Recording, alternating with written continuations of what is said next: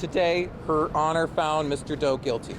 C'était l'une des décisions les plus attendues de l'année. Presque 3 ans après qu'il eut foncé sur des piétons au volant d'une camionnette sur une distance d'environ 1 kilomètre en plein jour à Toronto, Alek Minassian est reconnu coupable.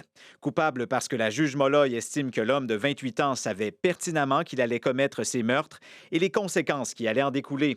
L'homme était donc pleinement conscient et apte à distinguer le bien du mal, contrairement à ce que la défense avançait en affirmant que sa condition d'autiste ne lui permettait pas un tel exercice mental. And I probably will sleep tonight for the first time in a while. Quelques minutes après avoir appris la décision, certaines victimes sorties vivantes de l'attaque étaient visiblement soulagées. It was the best I could hope for. C'était le meilleur dénouement que je pouvais souhaiter, dit Cathy Rydell, ajoutant qu'elle pourra enfin dormir cette nuit. Well, it's like you're holding your breath for 3 years and you can finally breathe. C'est comme si je pouvais enfin respirer après 3 ans, indique le frère d'une des victimes ayant perdu la vie dans l'attentat. Lors de la lecture de son jugement, la juge Molloy a tenu à ne prononcer à aucun moment le nom de l'auteur de l'attaque, se limitant au pseudonyme John Doe. Un détail symbolisant le cœur de l'affaire pour certains juristes.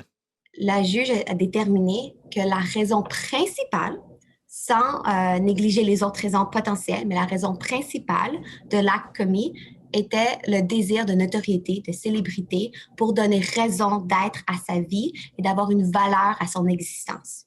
La défense a indiqué qu'il était encore trop tôt pour décider si l'affaire sera portée en appel. La cause sera tout de même de retour devant les tribunaux le 18 mars afin de déterminer les détails de la sentence.